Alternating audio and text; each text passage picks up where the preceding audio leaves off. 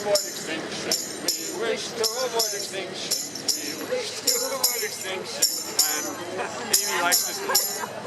Tidings we bring to fighters and floods. We hope you avoid extinction. Without fear, we wish to avoid extinction.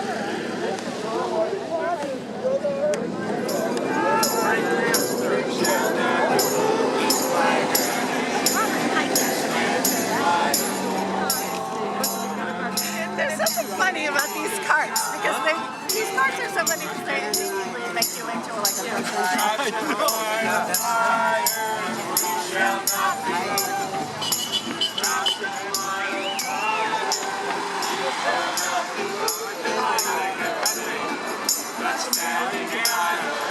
yeah, exactly.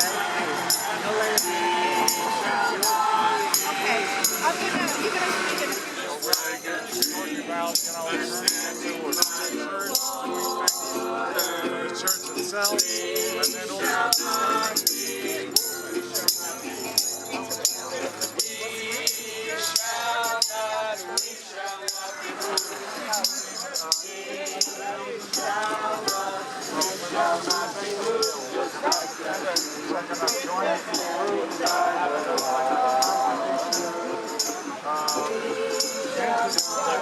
I don't know who brought the microphone. We have a social action committee that takes on, What do we want it now? What do we want? Climate justice! What do we want it now?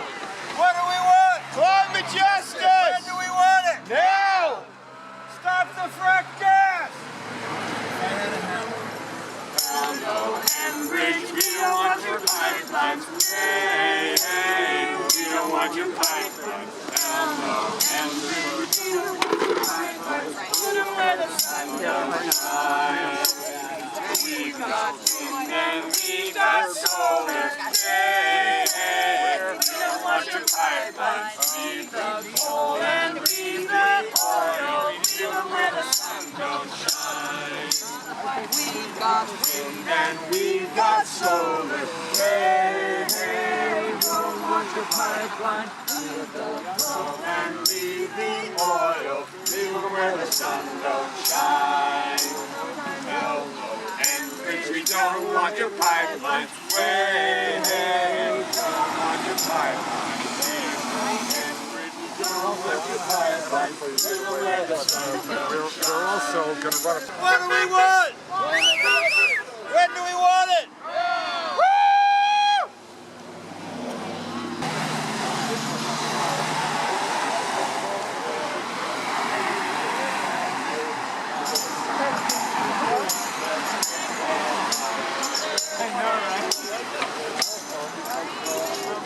We have a speaker here today, Nathan Phillips. Nathan is a professor of environmental science at Boston University. After discovering that trees in Boston were dying for no apparent reason, Nathan worked on a team that developed a device and a mechanism to find and measure thousands of gas leaks across Boston.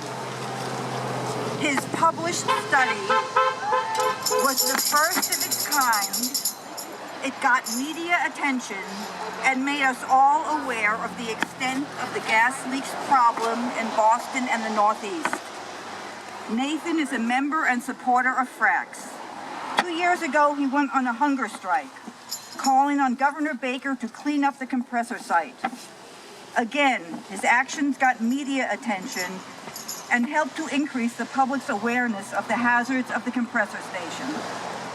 His actions supported the efforts of fracks and the local community to get an air quality monitor on site. A fellow activist has described Nathan as an informed and intelligent voice, a willing soul, and an active partner in trying to maintain a livable planet. Nathan Phillips. Good Nathan! Thank you. Well, I was hoping to make a little bit more of a low-key entrance here, but thank you for that very kind introduction. And I heard there was supposed to be some kind of clean energy conference here today. Is that true? Yeah. Yeah. Clean energy, right? And so there must be like some awesome like solar companies here, like local solar companies or renewable companies like that, right? Right? No! Right? Well, what are some of the companies that are here? Like Enbridge! wait, Enbridge. Enbridge is at the Clean Energy Conference? God! No! What's up with that? Wait a minute, but what does Enbridge do? What do they do? Pipelines. Wait. Compressor stations. Oh, compressor stations. Like where did they do a compressor station? Weymouth. That must be safe, right? Wait a minute. Oh, I think I heard about the Weymouth compressor station. Yeah, that was the one where I think like the chair of the Federal Energy Regulatory Commission said that it should never have been permitted. Was that the place?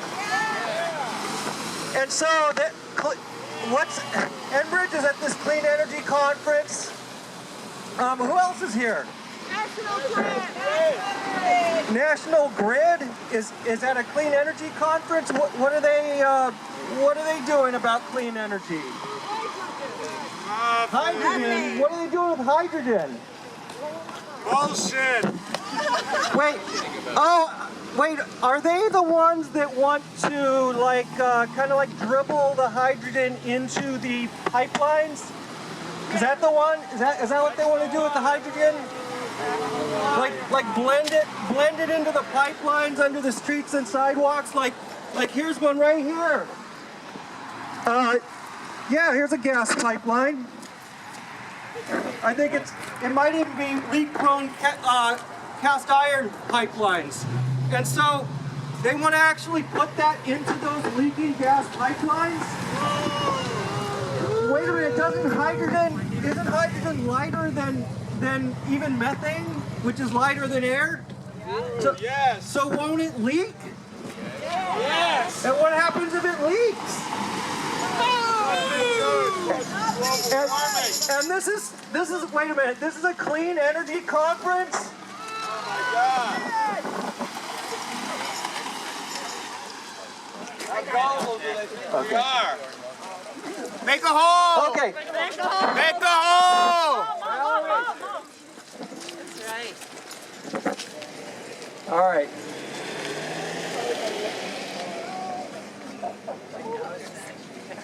Okay, friends, I want to just wrap up with some comments here saying how much I just love being with all of you and the work that we're going to do to have clean, truly clean energy.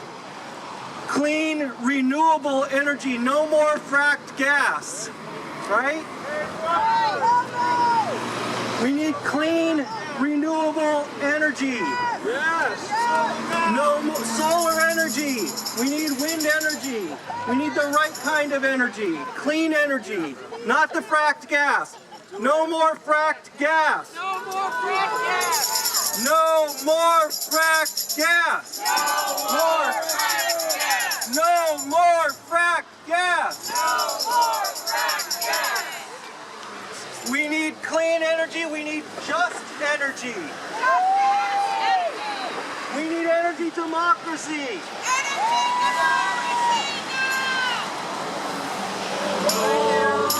Thank you. Thank you, Nathan. What do we want? What do we want? Climate justice. Climate justice. Now. What do we want? No more frack gas. When do we want it? Now.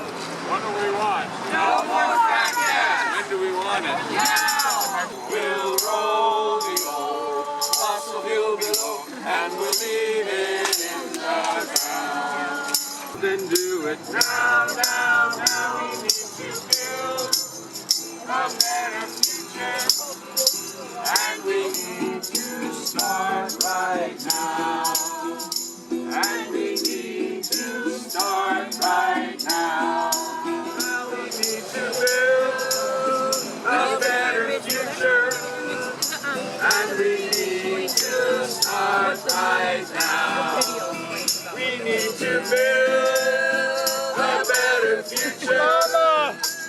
and redeem. Good start, high just happens to be stuck in there. This is where we are called to be. Well, it's hard to tell. Nick, you want to run down what happened inside? So, they gave their presentations, and as you might have guessed, they said, Art, we want a clean energy future. We care about a clean energy future, and we're going to get there with green hydrogen and renewable natural gas. Both of which we know, right, I mean, hydrogen is a future energy and very expensive and still has emissions, and gas and running, and then renewable natural gas, which they're getting from methane coming off of landfills and cow dung, it still has the exact same problems running through pipes that are leaky and leaching out. Of course, the woman from the state who I wanted to ask the question through about compliance wasn't there. So it had to go through. She wasn't there. She wasn't. So, you know, of course, a piece of me wonders, did you ever really invite her? But You too. it's just me wondering. Fighting a good fight, yep. And so, you know, they did what they do. You know, they took this very long question, and the head of the North Shore Chamber was on my shoulder the whole time going, just ask your question, just ask your question. But I finally got to spew out the fact that we do have a brilliant act proposed in the state called the Future of Heat, which would change that whole dangerous gas system to a geothermal one. So of course they do what they did, which is, I'm so glad you brought that up. We have geothermal mini grids, you know, microgrids now in a number, and I know that, you know, that they do have these test sites with microgrids, and that's great. But it's not turning over your gas system. So they just keep talking about decarbonizing parts of it, you know, not the whole thing. And we're saying, Somebody else of your ilk in there? there was one guy who asked about this. He said he loved solar. He had 3 huge solar installations. And National Grid, why don't I ever know how much I'm selling to you or you're using? I don't see it on the grid. So that was a good question. And someone asked us about hydrogen. Is hydrogen awfully expensive? Because he had a chemistry background. And they had to fluff around and say, well, yeah. And admit it's a future technology. You know, we don't have it, but we have renewables now, and they wouldn't. And we have 10 years, so. The test.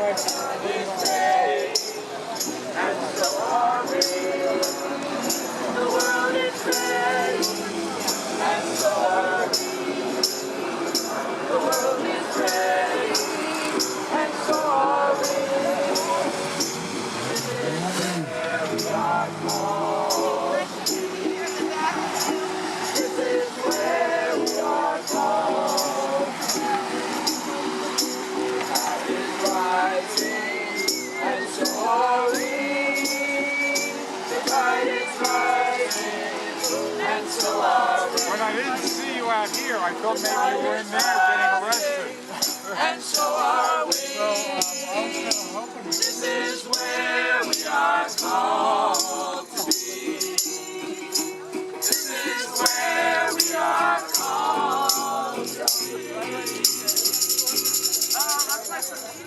We've got wind and we've got solar. Yay, we don't want your pipeline to run coal and leave that oil. Leave them where the sun don't shine.